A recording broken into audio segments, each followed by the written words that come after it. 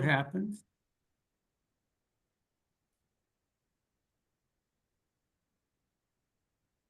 Go ahead, Paul.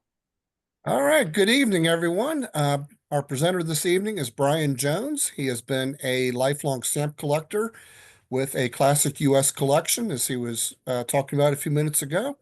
He became a member of the San Jose, California Stamp Club 15 years ago and became the club president 10 years ago. He is also the general chairman of the Philatelic Fiesta Stamp Show held in the Silicon Valley area. Brian has been a member of the APS for over 28 years and recipient of the 2012 Nicholas Carter Award for Local Service to Philately. Brian got started doing youth programs when his son was a Cub Scout, and he thought he'd lead a program for the boys to earn the collecting belt loop. That evolved into teaching the Boy Scout stamp collecting merit badge at the Westpec Stamp Show near San Francisco with Carol Edelholm as a mentor.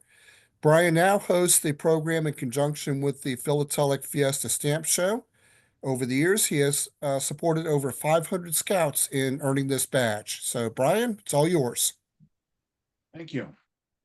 Yes, I'm here in sunny San Jose, California, and pleased to talk to you today. This is something I have a certain passion for, as I've done it for nearly 20 years. So we're going to talk about the history, the present, and future of the stamp collecting merit badge. So first talk about a brief history of scouting, and then we'll go into a history of the stamp collecting merit badge, and then a quick review of the Boy Scouts on U.S. stamps, Girl Scouts on U.S. stamps, and then we'll talk about the early requirements of stamp collecting merit badge, and in contrast with the modern requirements, and a little history of the actual medallion that's awarded, and then we'll talk about the status and future of the badge. Okay. Brief history of scouting started in 1908 by William Baden Powell. That transferred here across the pond 2 years later with William Boyce here and starting Boy Scouts of America. They then added what today is known as venture scouting. It first started in 1935 with what was known then as senior scouting, and they added young women to that program all the way back in 1971. In 2018, scouting went through some major changes in the sense that we now have young women. So it's no longer Boy Scouts, it's Scouting USA or Scouting America.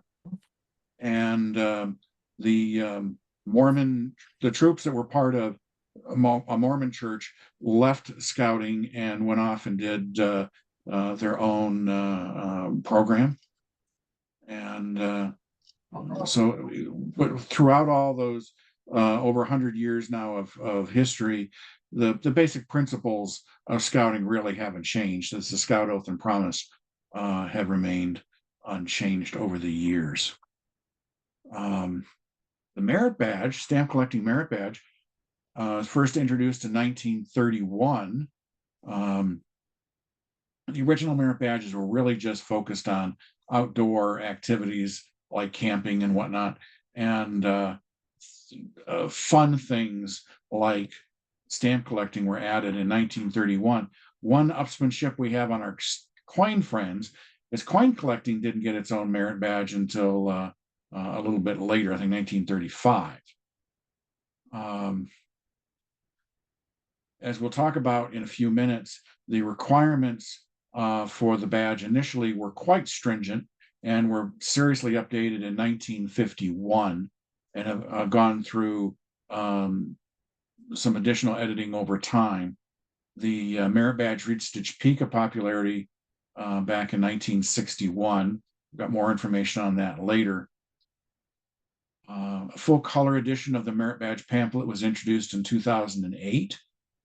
If you have youth in your family that are interested in stamp collecting, the merit badge book itself is probably a pretty good little you don't have to be in scouting to buy a merit badge book. You have to be a scout to earn a merit badge, but you can buy a merit badge book as a tutorial for a young person anytime you think it's appropriate. And while the requirements haven't changed, the basic principles of the merit badge haven't changed in the sense of the goal of introducing stamp collecting to young people. The early history of the badge is, as I mentioned, it was introduced in 1930 and first awarded in 1931. As I said, most of the original badges were focused on outdoor activities, and things like hobbies and things started to be added in that 1930 change of adding a number of merit badges. A sample of the first badge, if you were in scouting in the early 30s, you see it there on the top right. And that badge that was awarded then and the badges awarded today are pretty similar. Oh, my memory was wrong. The coin collecting was added in 1938, 1935, as I said earlier. So, yeah, we got a little bit of one-upsmanship on our coin friends in that regard. But they've got the one-upsmanship on us today in terms of earn rate. We'll talk about that in a minute.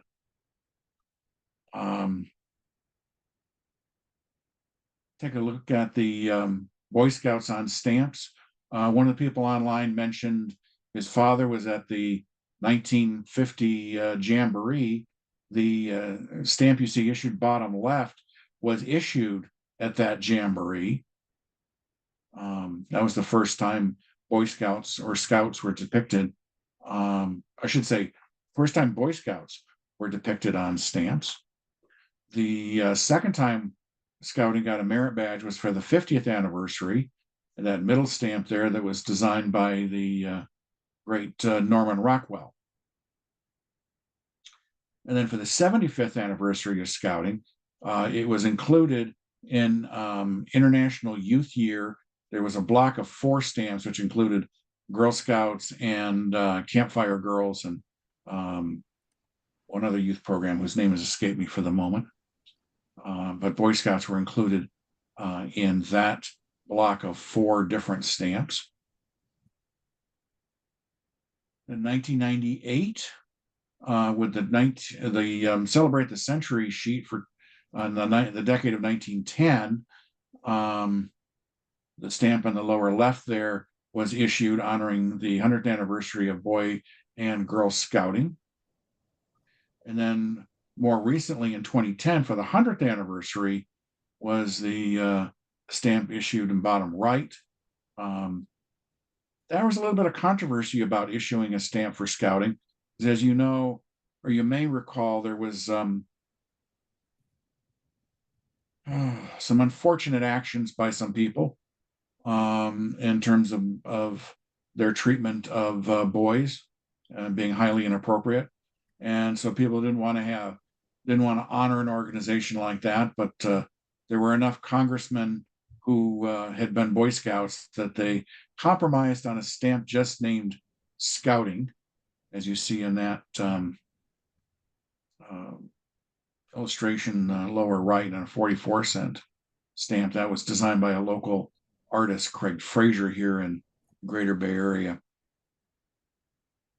The Girl Scouts actually got a stamp before the Boy Scouts did. In 1948, Juliette Lowe, the founder of the Girl Scouts of America, was honored on a stamp, as you see there. And then on the Girl Scouts 100th anniversary, the same designer did a stamp very similar to honor the Girl Scouts 100th anniversary. And I always thought it was kind of a cute little trick there that he used a young lady with a ponytail to make it obvious that this was a young woman in that stamp. Because as we see, that stamp is very similar to the stamp honoring 100th anniversary of Boy Scouts and 100th anniversary of Girl Scouts are, pretty similar. The nice thing about that Girl Scout stamp is that it's a forever stamp. So you can still use it today for valid first-class postage.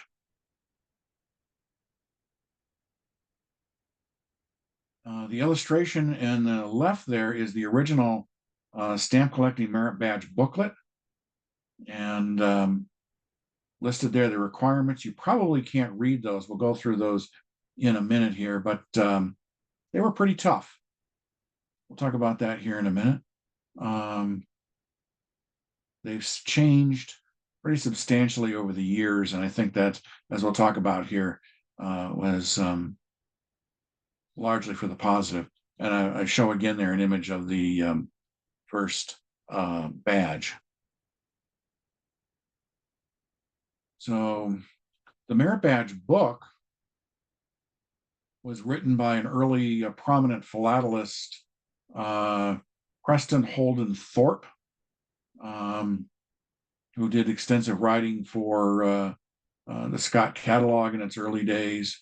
And his reference book, a 1929 book, How to Build a Stamp Collection, is almost certainly a factor in why he was selected to write the book for stamp collecting merit badge.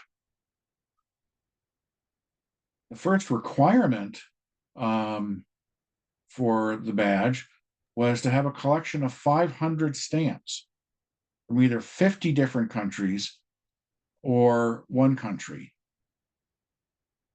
That is a challenge even today, to collect 500 stamps from one country.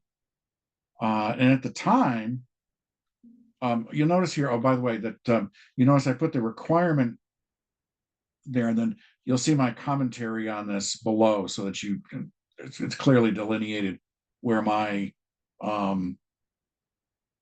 analysis and commentary is separate from the requirement.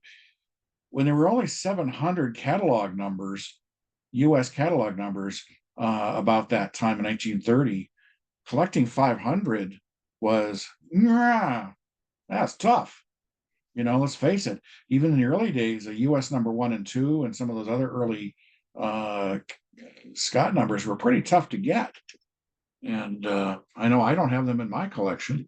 And so collecting 500 was a tough haul. And I think the overwhelming majority of young people then collected the world, which, as we know, was much more popular then than it is today. But you had to collect 50 different countries. Today it's only 50. It's what is it, 150 stamps from 15 countries today. So that's changed quite a bit.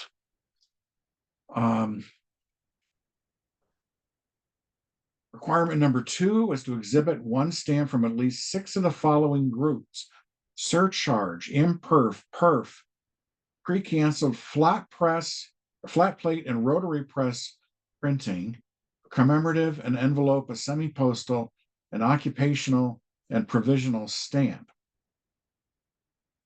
And as I commented here, that's pretty tough. There was a lot of emphasis in the early requirements to be able to identify, for example, flat plate and rotary press printings. There was a lot of emphasis on those kinds of technical details that I'm very pleased I don't have to teach that today. That would be a pretty tough slog and I think, frankly, would put a lot of people, not that there's anything wrong with that, but I think it is an introduction. That's pretty tough. That's like trying to teach, I don't know, long division to third graders. You know, you leave the long division a little later in their math education. You don't start out with that. You start out with, a simple addition, subtraction, and you leave, more sophisticated math types until you're a little older and a little more experienced. And so I personally think that some of these requirements must have been quite daunting. Additionally, like requirement number 3, to exhibit and explain one stamp from at least 6 of the following classifications that you can read there. Again, that was also I think quite challenging at that time. It's challenging today. And then exhibit and explain cancellations and their relation to the value of a stamp, including each of the following: a pen cancel, town cancel, killer cancel, colored cancel, and tied to cover. Oh, I'm glad I don't have to teach that to today's kids. That's a kind of a lot of detail that I'm frankly glad we don't have to get into today. Requirement number 5, original requirement number 5, explain the following terms: wove, laid, granite, and silk paper. Excuse me. Watermarks, engraved and typographed and lithographed stamps, perforation and rouletting. How many of us in this meeting are ready to do that? I can't see all your hands, but I'm not sure that everybody would have their hand up saying they're ready to explain that for their stamp collection right off. It's a pretty tough, particularly when you get into all those papers. I know I struggle with identifying those on some of those early issues, the Washington Franklins and bureaus and things where, the difference in the paper is the distinguishing characteristic. I think that's pretty tough. And then requirement 6 was exhibit the indicated number of each of these U.S. stamps: 10 commemoratives, 10 present issues, current stamps, 4 present envelopes, 1 memorial, 1 flat plate, 1 rotary press, and 3 airmail stamps. 1930, there weren't a whole lot of airmail stamps. And again, the emphasis on flat plate and rotary press printings again comes up, and that's a lot of detail to expect from people just getting started in the collection and collecting. You're asked to identify, and then your following was to demonstrate your ability to catalog 5 stamps. That's still important, and that's still part of requirement number 4 in today's list of requirements. And then explain how the condition of a stamp affects its value. And that requirement really hasn't changed. That's still important, and it's still part of requirement number 4 in today's list of requirements.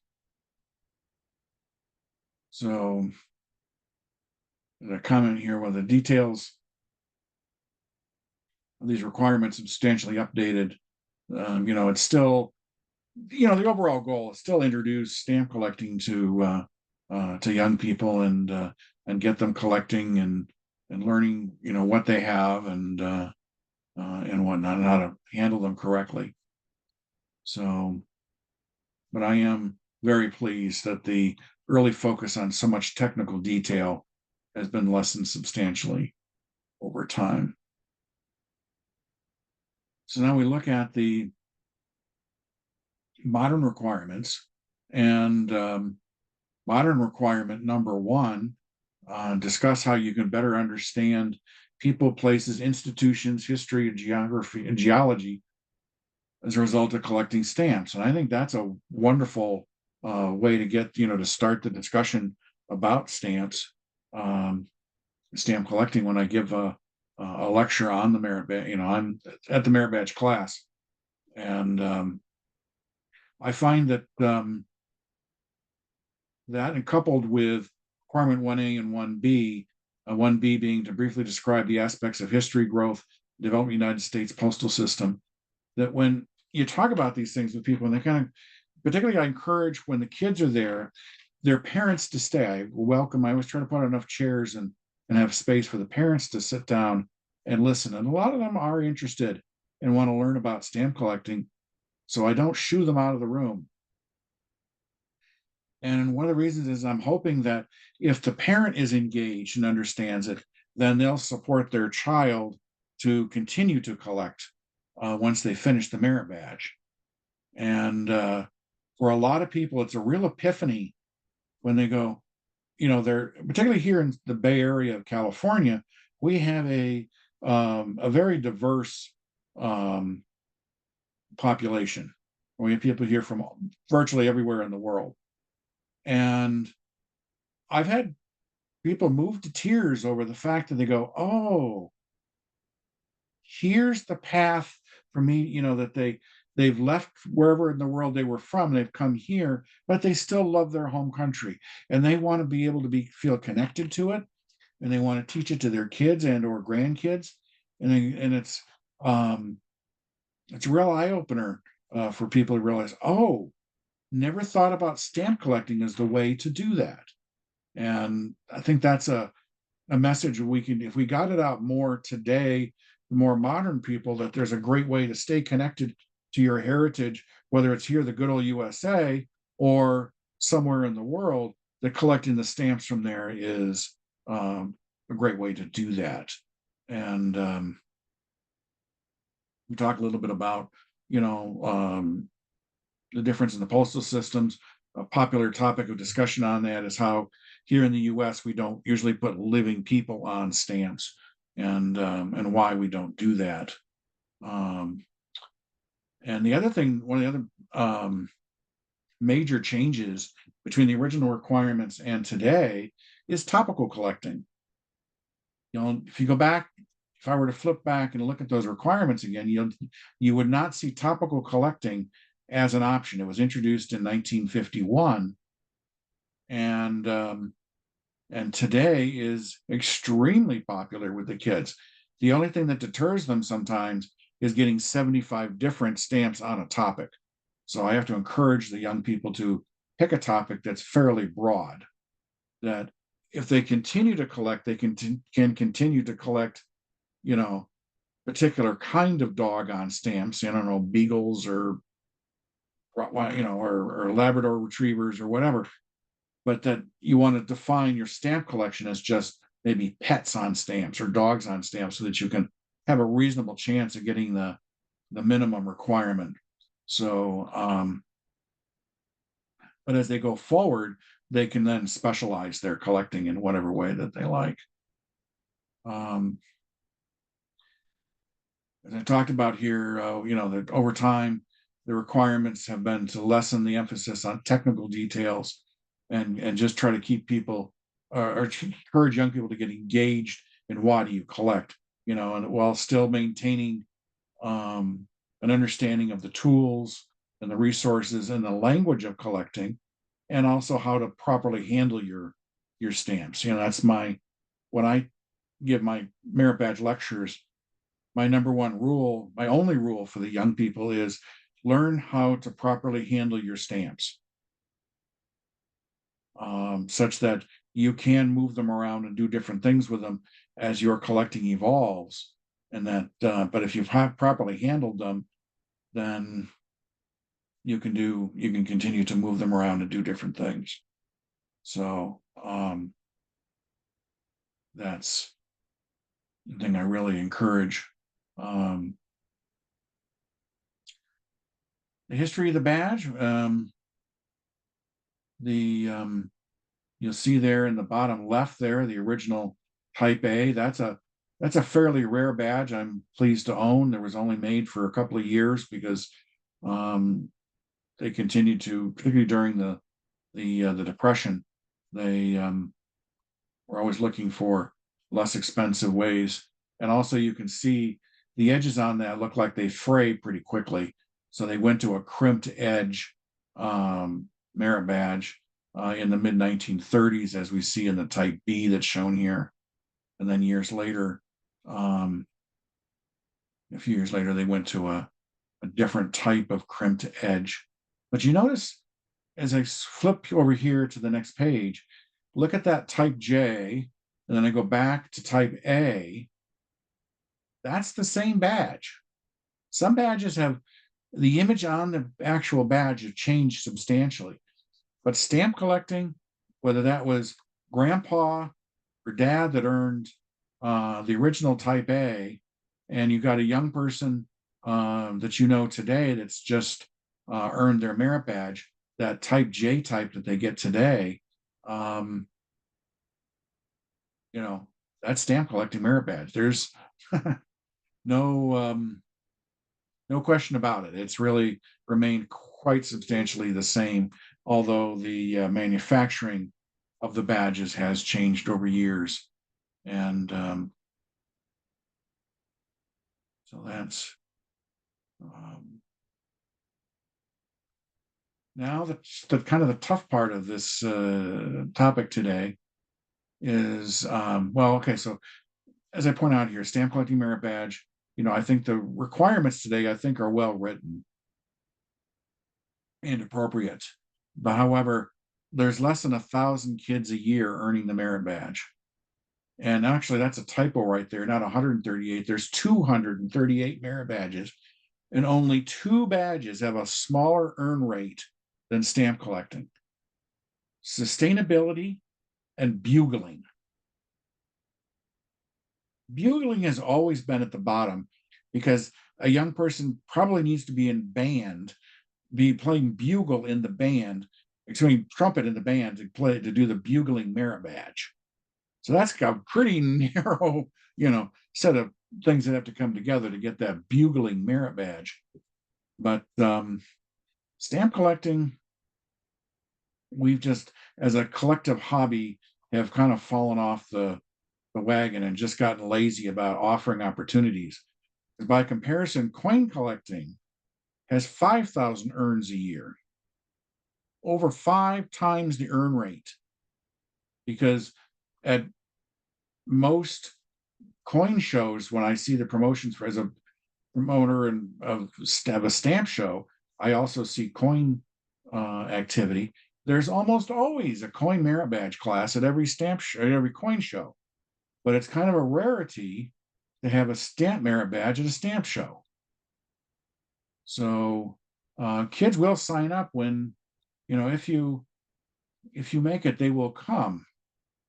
And as you can see in this chart here, back in 1961, 13,500 kids are in the badge. We see in 71, we're down to half that. And then we're down to half of that again in 81. And half of that, less than half of that in the 2000s. And today we're getting less than 900 earns a year. That's not good. That is, I don't want to get into a lot of hyperbole or whatever here, but that is putting stamp collecting merit badge, SCMB, stamp collecting merit badge, at serious risk. It has been ranked in the bottom 10 of earns for quite a few years, but now it's in the bottom 3. And as you would expect, scouting leadership does what you would want them to do in terms of keeping the merit badge program vital and active. And by doing that, when they introduce a new badge, they usually will discontinue one of the badges near the bottom of the list because that badge is, well, at the bottom of the list. Nobody's doing that anymore. And so we'll eliminate that badge in the of bringing in something new like robotics or something like that. So I don't personally know if stamp collecting merit badge is under threat for being discontinued, but just simple logic should tell us we got to, as a hobby, we got to step up. I think the badge itself is fine, but we just got to make more opportunities offered to scouts to earn it. As I said, I don't know there's any immediate plan to eliminate it, but if we think we're smart people, we shouldn't take lightly being in the bottom of the badge. One of the options, if you're sitting in Dallas, Texas, at scouting headquarters, You could say, well, gee, we can eliminate that badge and just make it part of the collecting badge. Because there's a coin collecting badge and there's just a collecting badge where you can collect comic books, sports cards, I don't know, whatever young people collect, I don't know, but it would be an option in that badge. And if you're in Dallas at headquarters, you're going to go, well, stamp collecting has been at the bottom of the list now for a number of years. Maybe we should just roll that into the collecting badge. Oh,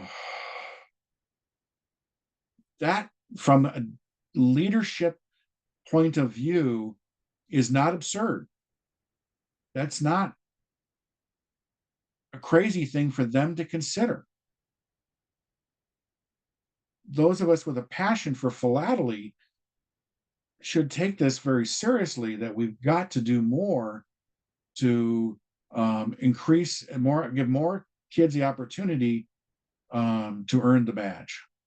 And my personal experience is that when I work with the local scout office and run a program per the rules for running merit badge programs, and they put it in as an email that goes out to all scout families in the area. And when I do my program, I get them to run an announcement in there. Stamp collecting merit badge is being held October 12th at the Presbyterian Church of Los Gatos. And I get 30, 35, sometimes 40 kids signing up. I usually take 25 to 30 because I find that that's about the number of kids I can handle in the class, but I almost always kind of sell out the class. If you offer it and make it fun, build it, they will come. I build a starter kit for them. It's a 3-ring binder with stock sheets, tongs, a little small packet of hinges, some samples of mounts.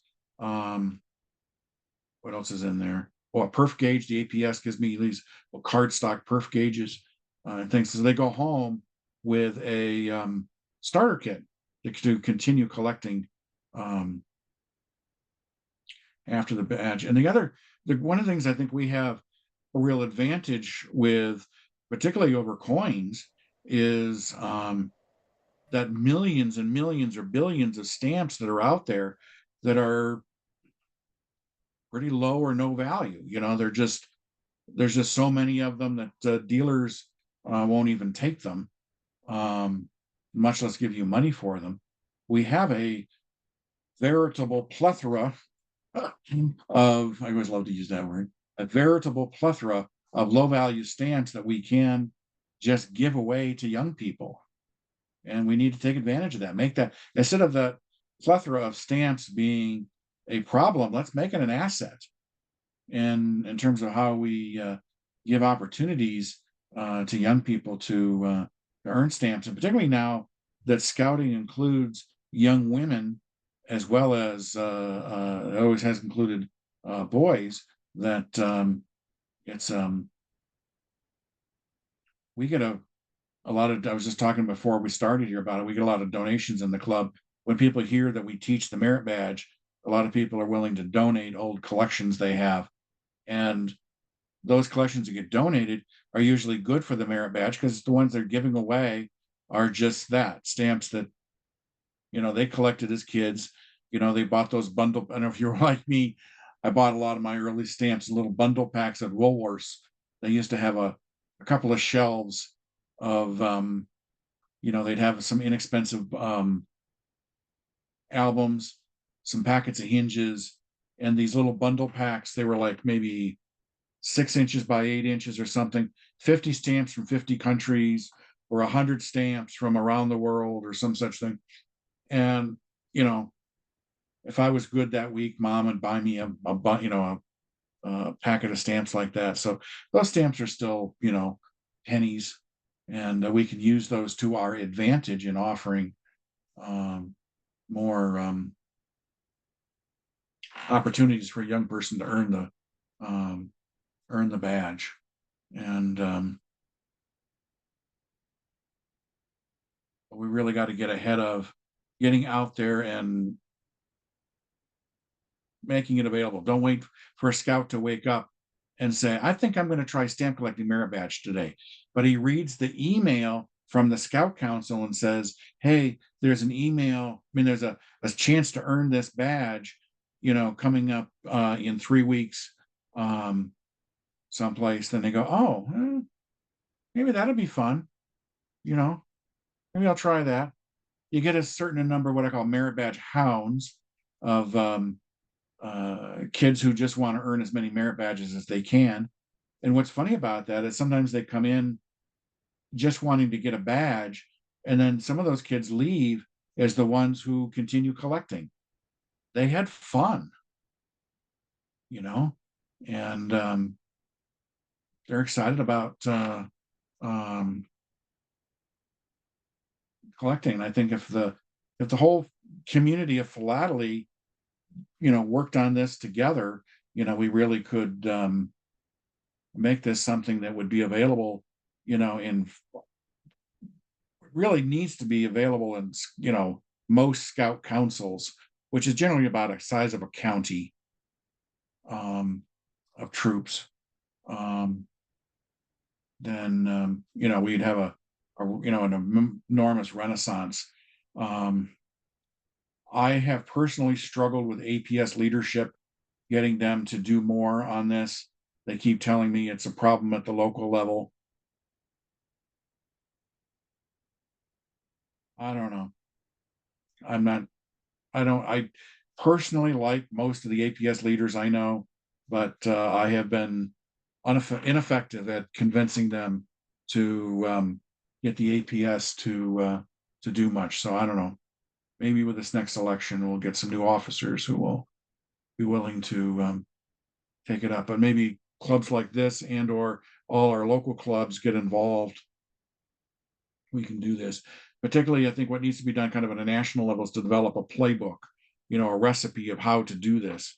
And that's something that can be put together and made available out to local clubs and shows so that they know what are the mechanics. They don't have to figure it out for themselves. They can learn from others. Okay. Questions, comments? If you want to unmute anybody that's got a comment or question or This is Well, Bob. I'm sure glad. Go ahead. No, I was going to say, my name's Bob Thompson. I was kind of monitoring the questions and that, but please go ahead. I'm sure glad that I got my marriage badge in the 60s and not before, because I tell you, I would not have been able to answer a lot of those things. I Yeah, still they have were pretty problems tough. with printing types, with typography and lithography. I still have problems figuring that out. Yeah, I do too. And I look at that and go, oh, I have my album is short of a lot of Washington Franklins because I have some, but I don't want to put them in my album until I'm very confident that I know that this is really this one, not that one. And I personally am put off with watermarking, particularly used canceled stamps. It's tough to find watermarks on. And but more importantly, I think it's just it would put it off as kind of today, if that was still the requirement. A lot of people imagine stamp collecting is their image of stamp collecting is grandpa leaning over a dusty album looking for secret marks on stamps. And while there's nothing wrong with that, I do it myself. But if that's all there is to it, yawn, I'll do something else. Just not interested. But you make it interesting, in terms of making it fun and engaging and realizing that this is a great way to connect with your heritage in wherever in the world you are, or you love dogs, but you can only have one, or you can't have any because you live with your living situation. Collect dogs on stamps and have fun with that, and people are like, oh, you're allowed to do that. Yeah, you're allowed to do that. You're allowed to have fun with it. you know, just follow the one rule about learning how to handle your material. But other than that, you can have fun with it. Absolutely. That's people are like, oh, I thought there were a lot of rules. If you go to a show like out here at Westbex, yeah, you're going to exhibit at Westbex and you want to get an award. Yeah, there's a lot of rules for exhibiting. But like, oh, I can agree with you on watermarks. There's nothing more disappointing than buying a stamp, bringing it home, and not being able to read the watermark. And I won't put anything in my album unless I can tell what the watermark is. exactly. My dilemma as well. Other comments, questions? Yeah, I would like to ask if a stamp club put on a merit badge event, like you're suggesting, do the scouts get the badge that day? Like No. if No. they have to then take that information and build the collection and then Well- earn the badge afterwards?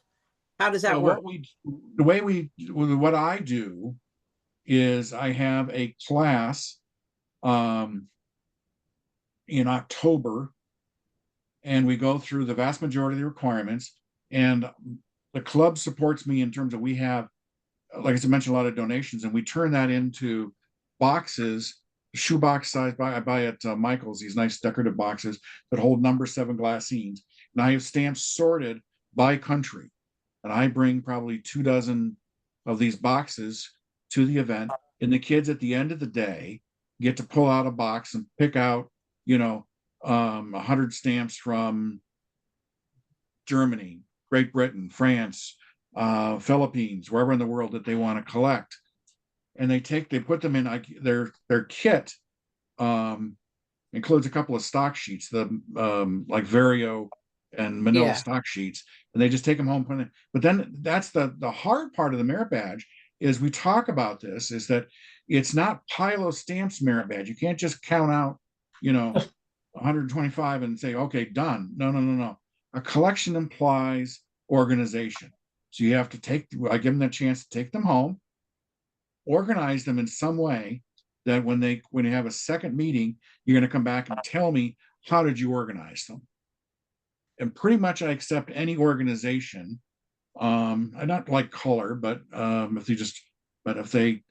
they can tell me that they organized them in this way, that these stamps are famous people from the Philippines, these are artists, these are writers, these are historical places, great, perfect.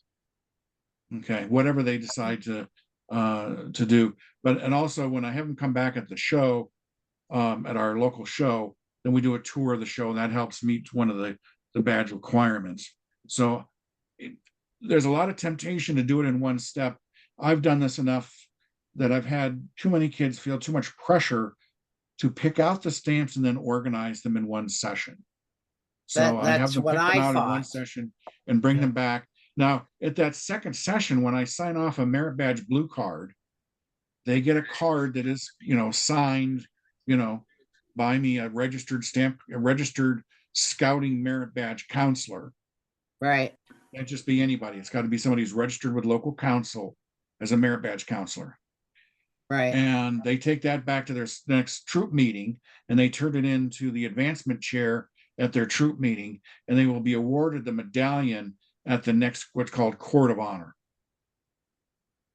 And Okay. that's the way it is for all badges, whether it's coins or camping or whatever. You don't get the medallion at the event. You get the medallion at a court of honor Right. Okay. for your troop. I'm not even sure. I don't know, but my kids are old, so but I haven't heard that there's a scout troop anywhere around us.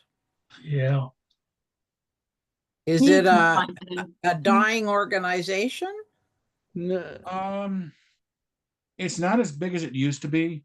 I mentioned the Mormon thing. The Mormons for a long time ran scouting.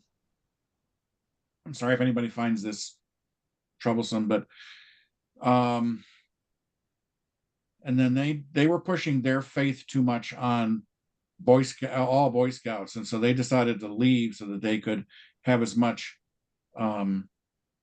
they could push as much faith as they wanted to, and that really cut scouting down in size. But it's still, you know, most areas have scout troops. You know, they may not make a lot of noise as you see them, but there may well be ones around. You just don't know about them. Yeah. Obviously, I Yeah. see it because I'm a scout leader, and so I know about what's going on. Right. But Well, we do have somebody in our club that um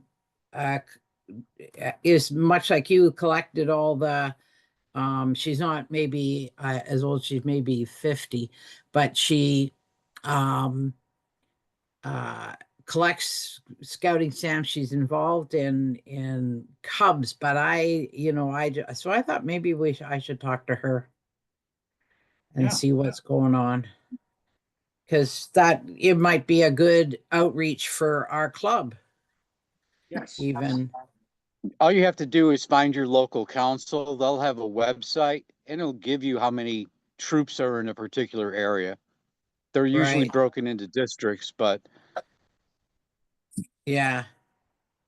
I was once you never find the really name of your involved. council, it's easy from there. yes. Okay. They have roundtables every month where you can go do a mini presentation to actual leaders. So there's a lot of outlets for somebody who wants to help promote the hobby. Yeah, I did one years and years ago for the brownies. Several merit badges, but I wasn't certified or anything.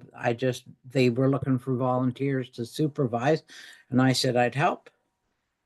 But so I did several. I don't remember if I did stamp collecting though. I did collecting.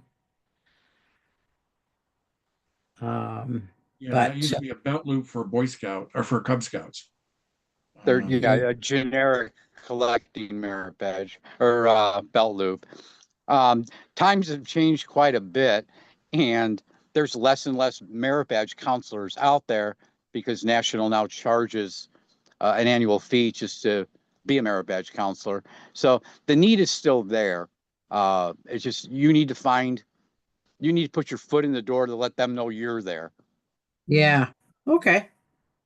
Brian, yes. this is Bob Finnegan from Oneonta. Our club, in its recruiting efforts, actually changed locations to a senior center. And we just had our first meeting at the senior center the other day, and we actually had some new visitors. I was hoping they were all going to be interested in stamp collecting, but we came across a grandma and a grandpa who were actually at the meeting to support their grandson and his quest for a scouting merit badge. I offered my services, and I'm glad I tuned in today because I have a feel now for the present requirements, so I know how to help this young man. Uh, Unfortunately, according to the senior center rules, the youngster cannot attend our monthly meetings, but I can certainly help out his grandparents. But so what you offered today as what the most recent requirements are is going to help me out. So thanks a lot. You're more than welcome. Glad to hear it. One other little tangent on here: when when our club receives donations, we often get those collectible cover albums, celebrating or remembering the American Bicentennial, and they have these faux collectible covers, or remembering Princess Diana, or remembering Elvis. And what I do with those, because serious stamp collectors don't want those, is I put them on loan at the senior center, so people that can just take them off a shelf and sit down and look at it, and if it brings up somebody with Alzheimer's or dementia, just sits down and looks at it and go, oh yeah, I remember the fireworks on the 4th of July in 1976 and whatever. And if it brings back some memories, then great. That for me is a nice way to find a purpose for those kinds of books. They look at, Princess Diana, oh, she was a beautiful bride, and but stamp collectors don't really want those, so that's been a new home for those. But the merit badge, Yeah, you do occasionally get individual scouts who want to earn the badge, on a one-off situation. But as I said, I've been doing it with a classroom size group, and primarily because it's more efficient that way, and B, because I can get it promoted, that way, that there's a class available, on October 12th or whatever it is, I'm on Brian, this badge. Yes. Sue has had her hand up for a question. Oh, by all means, please. Oh, it's okay. It's really just a comment. One of our club members is involved with the Boy Scouts. He has something to do with I don't want to call it the council level. I don't know what you guys call it because I was a Girl Scout leader, so I don't know the equivalent on the Boy Scout side. But he has approached our club and because he needed stamps, and he ended up becoming a club member, and he ran some classes for kids. So we met during our meeting times, and the kids would come. And I think it was 3 or 4 meetings in a row to do that. But he wrote some really awesome curriculum and activities to earn the collector's badge, and he couldn't be here tonight. So it made me kind of sad because he would have really been able to contribute to this conversation. But if you would like to connect with him, I will put my email in the comments and you can approach me and I'd be happy to connect you because I'm sure, we're sharers, right? We trade, we I know we buy and sell stamps with each other, but mostly, we share. And Yes. I'm sure that he would be happy to share his materials with you Thank and you. ideas. It would be good collaboration. So, Okay. Sounds good. Brian, another question in the chat Yes. is, does a scout have to go through a merit badge counselor to earn the badge? Yes. Yes. If Do a there are, counselor. You don't have to do a class like mine. You can work with somebody one-on-one. all right, Um, there's a but you follow-up, can- there's a follow-up piece to the question. Be Yes. careful on the one-on-one. yeah. If there Yeah, are no getting- counselors, how does the scout earn the badge? If there are no counselors available? That's I've done plenty through the internet, through email and Zoom conferences like this, where a youth can describe, show, talk about. So, Yeah. not, you not, could do a lot of it that way. Yeah, let me get to obvious- the gentleman at the senior center. Keep in mind, BSA has real strong youth protection rules.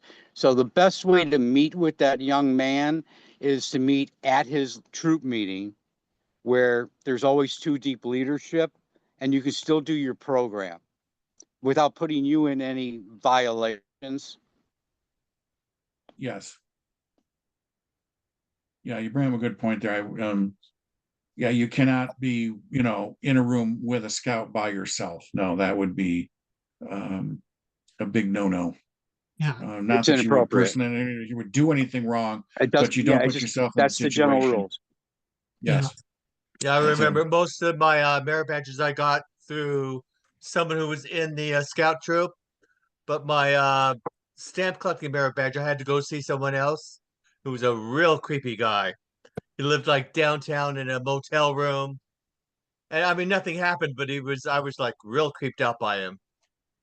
Yeah, no, you'd have to have mom or dad there with you or somebody, another scout leader or something. Yeah, Um, not back in the 60s though, when I got mine. yeah, no, I understand. Hey, Brian, Yes. can merit badges be earned now remotely?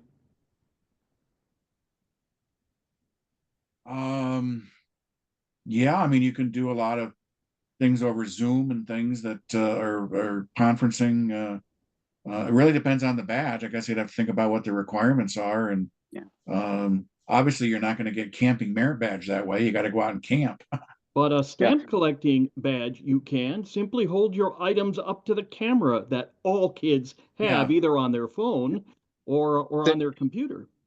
Yeah. The key to a merit badge is following the exact words, and it even goes back to 1931. Tell is talking about. Show is show. Demonstrate a skill is demonstrating the skill. You can't change it because it's easier or harder, or you don't like the way somebody laid out something in a college ruled spiral notebook. That may be all they could afford.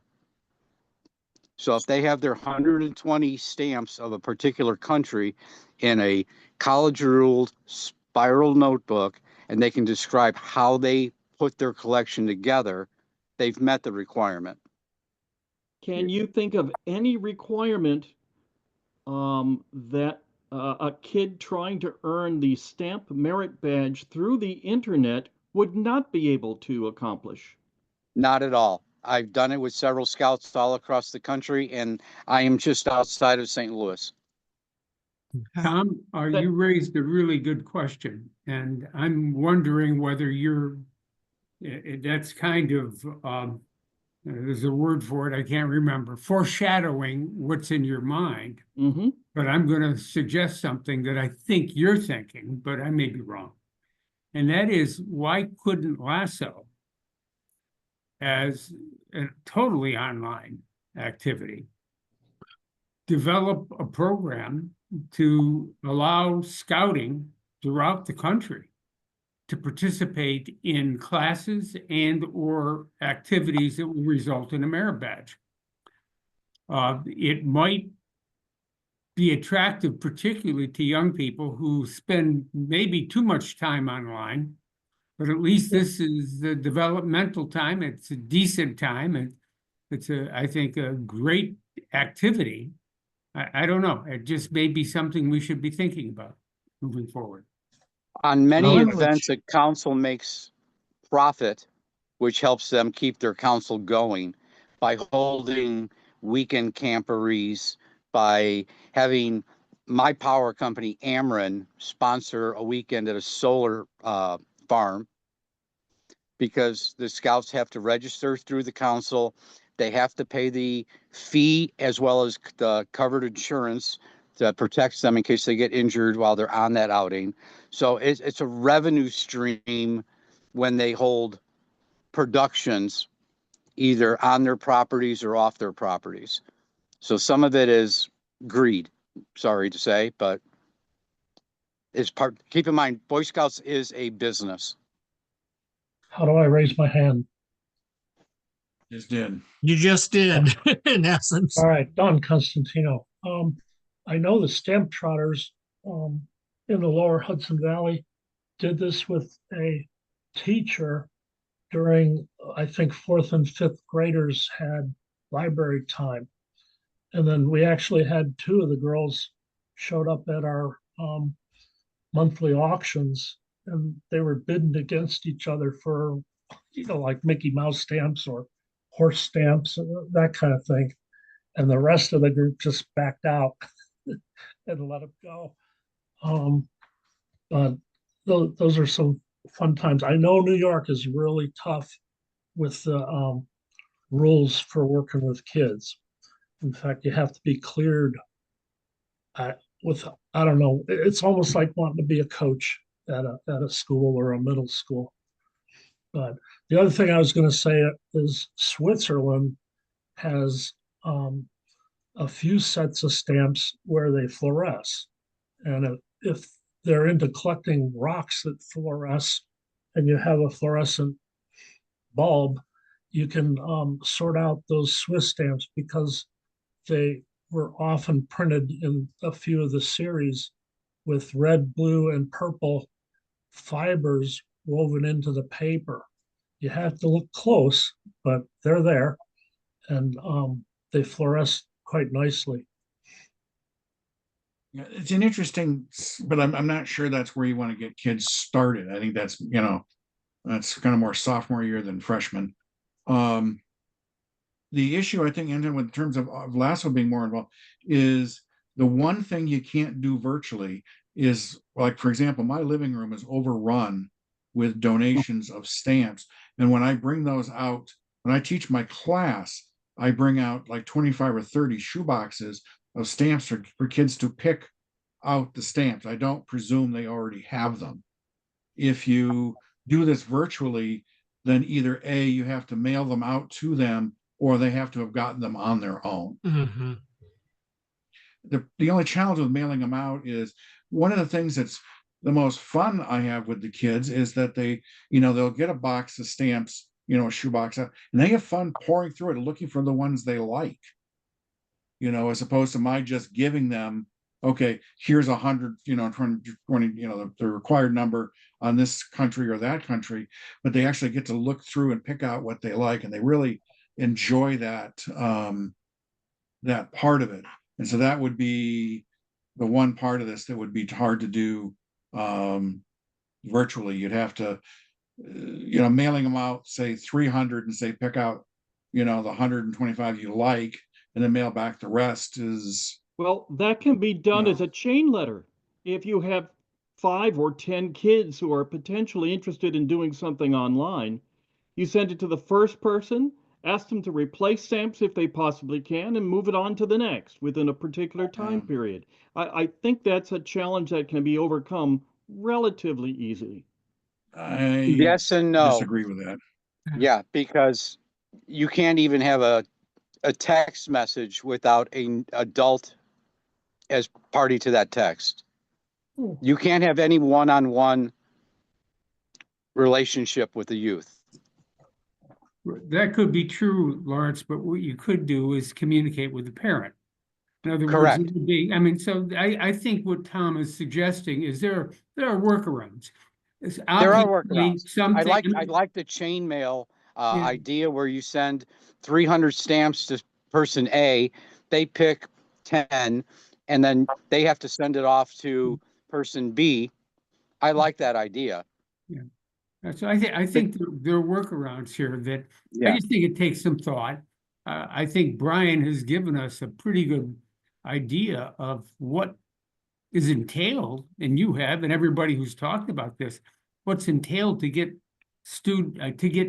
people the badge. It's a question of getting enough people interested that it becomes simply more common. And very frankly, I think it's such a wholesome kind of activity. What can I say? I think that all of us feel we learn something every time we pick up a stamp that we've never seen before and try to understand it. Well, let me, since you asked me to monitor the questions, let me go back to one because we've gone kind of down a rabbit hole with this. We'll take a lot more thought than we can do at this point. Someone, Brian, asked, what is it that you want the APS to do to assist in this process? I'd love to see them help put together a recipe or game plan for if a club says, hey, yeah, we want to support doing that, but we don't know what the mechanics of it are, is for them to, be able to distribute, plan for what's, how to go about doing this. So you don't have to figure it out for yourself, Well, you and have to figure- move to Canada. The Canada Post has kits like that. All Okay. you have to do when we have our show, we ask for them and they send us 100 of them. Okay. I'm not ready to move to Canada anyway, but that's a different subject. My name is John Sokolowski, and I asked a question about the APS. I'm fortunate enough to live an hour and a half away from Bellefonte, Pennsylvania, and I was just there last week to talk to the new education director, who's only on board, it'll be 8 weeks now. But what APS has done in terms of continuing education is they now have 1.5 persons in that role.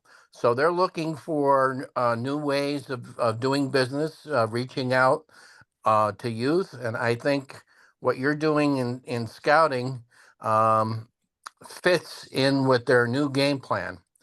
Right now, we're doing an election cycle for APS, so there will be new board members that'll be coming on board with new ideas. The APS 10 years ago, the board of directors voted to do electronic voting for APS, and I'm sorry to say it just sat there for almost a decade, but now they're using the new electronic election process. So some of the issues that you're describing will be rolled into this election cycle at APS. The new education director, her name is Tess, Tess. She's visiting the Smithsonian next week, I think, and will be ready to come out and talk to stamp clubs. I have invited her to a stamp show that we're running, and instead of doing the big stamp show, she needs to attend a little one to see how we're struggling with stamp shows. So I just wanted to share that. And if you write to her, I'm sure she'll give it serious consideration in her program of work. Has anybody Thank seen you. the new APS magazine called Stamp Ed?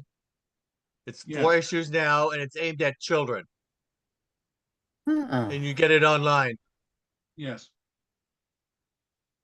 My name's Kurt Peacock. I'm in Lincoln, and I'm the merit badge counselor for our stamp club. And that would be the first step, is to try to recruit somebody in your club who's also interested and knowledge of scouting.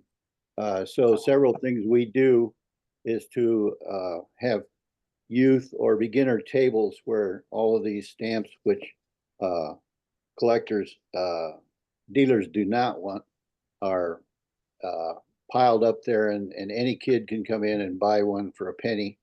And adults, also collectors, go through and buy them for 5 cents, and they can get a kid can get a whole bucket of stamps for $1. And so offering this huge amount of stamps also attracts women, because women and kids just simply go together. So you may actually increase your club by offering this huge amount of stamps.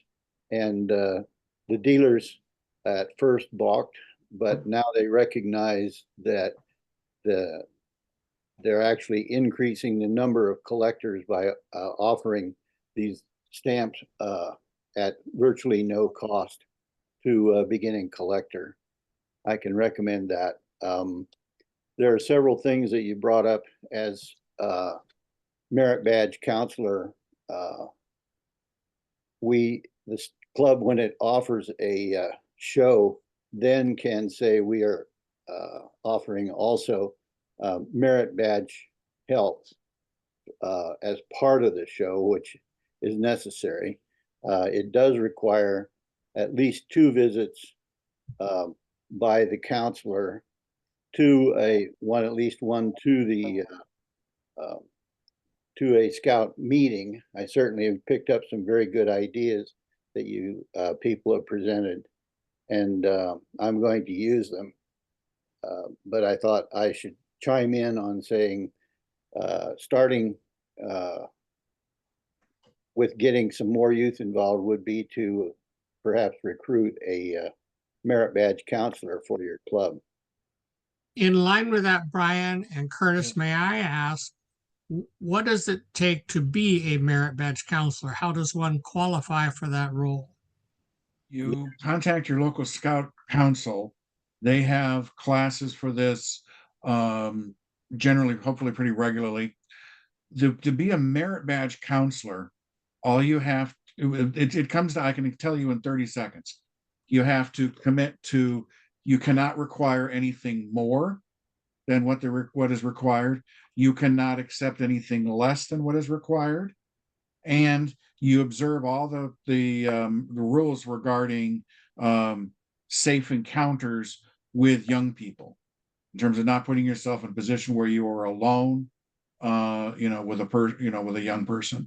And there's a set of rules around that. But nothing more, nothing less. and keep your hands off the kids. A little bit more.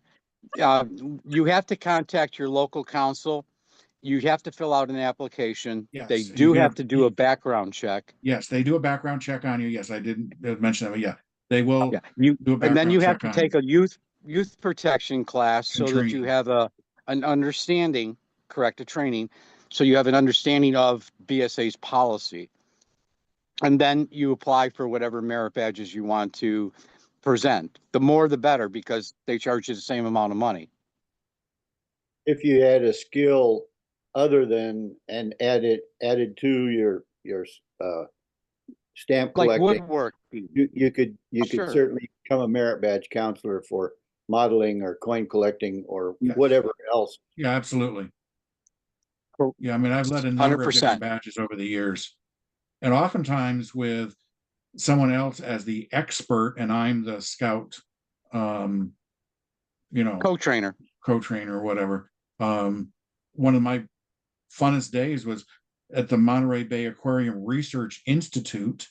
We did an oceanography merit badge class, and to be able to be backstage at a world-class oceanographic institute, work on oceanography merit badge, I think I was more excited about it than the kids were. I mean, it was so freaking cool. I mean, to see what they do behind the scenes. Obviously, I'm a geek. I loved, seeing, not just the Monterey Bay. If you ever have a chance to come out here, come to the Monterey Bay Aquarium, but they also have a research institute, and getting backstage of that is not easy. They don't just take everybody back there. And so a Boy Scout or a Scouting merit badge class was something that did get us behind the scenes there. And as I said, that was a really special afternoon to do that. But yeah, no, you do have to, you get background checked and all those things, but you're kind of on your own volition as to what you say you are going to be a merit badge counselor for. There's no background check that you have adequate philatelic training to teach stamp collecting merit badge. If you sign up as a stamp merit badge counselor, it's expected that you then have the knowledge, but no one's going to test you on it per se. Correct. Yeah, correct. Bob, can I interject one thing? If I can? Please. I think we're going to need to give Tom a few minutes to do the announcements and maybe come back to the conversation if folks want to hang on. But I want to make sure that we have folks here to hear what's going on. Tom has some things he needs to say.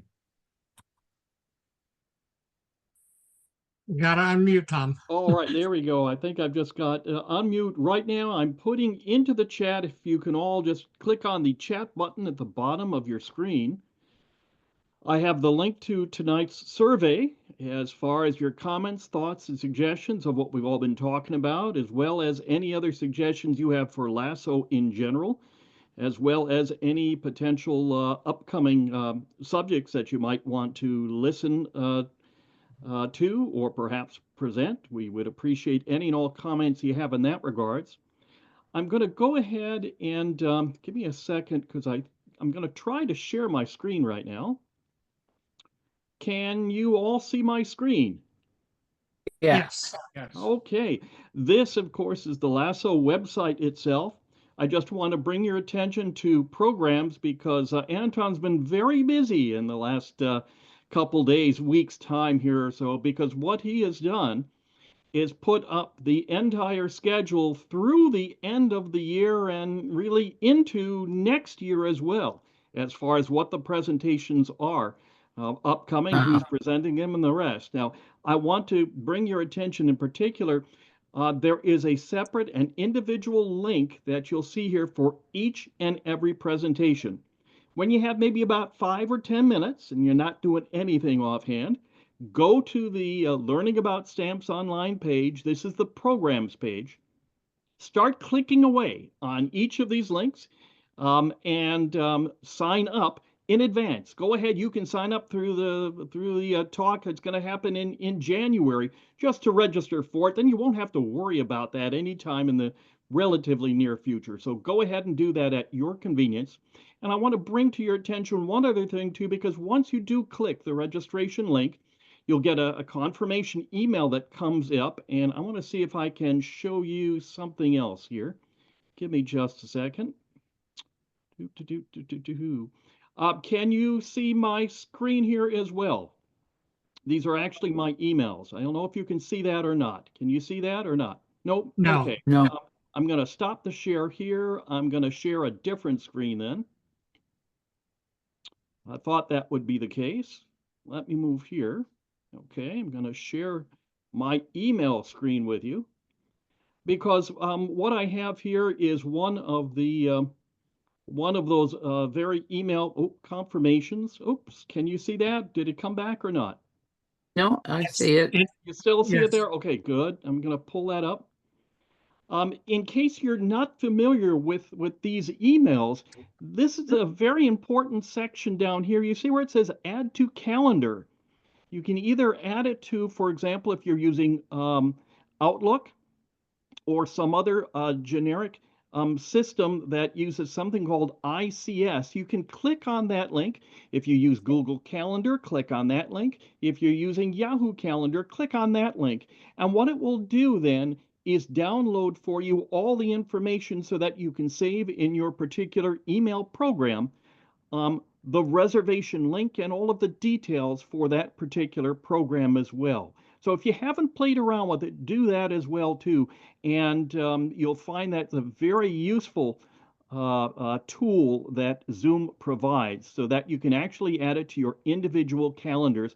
As I said, whether it be Word or some other program or Google Calendar or Yahoo Calendar, and you'll have everything right there at your fingertips, all the links, all the information, the time that's involved and the rest. So please go around and play with that. I did want to at least make sure that you're all familiar with that little tidbit for you there. And with that done, I think we're going to turn it back over. Anton, wrap everything up tonight. Well, I'll tell you what, I'm going to turn it back to Bob. Bob, if there are other questions, I will tell everybody that in fact, I think the chat pod has a lot of information in there today. It does. I will send a copy of the chat to everybody, all the entire club, but certainly the folks who are here tonight, because there is just a lot of stuff there that's worth looking at. Go ahead, Bob. The only thing one question I had is if Brian, if you would put together a list of the items you include in that starter package, so that I mean we all heard it, but it's a little hard to keep track of it. Sure. That would be a good addition to the chat. That everybody would have that as a beginning point. I know I would appreciate that. Does anyone else have any questions? I've been scanning the chats and looking for those, but does anybody have any that they want to ask at this point?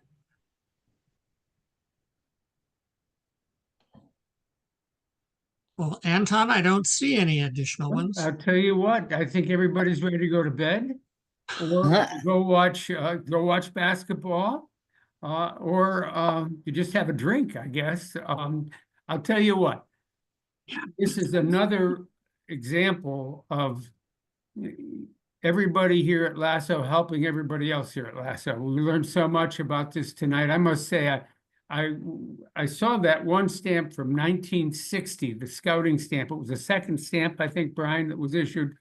Boy, that was one of the first stamps I've ever collected, was that particular stamp. I remember that. It's so vivid in my mind. And I don't think I would have remembered it as clearly if I hadn't seen it tonight. Everybody, thank you so much. Have a great evening. Take care of yourselves, and we'll see you hopefully next month. Take care. Thank you, Thank Brian. you, Anton. Bye-bye, everybody. Bye. Well done, Brian.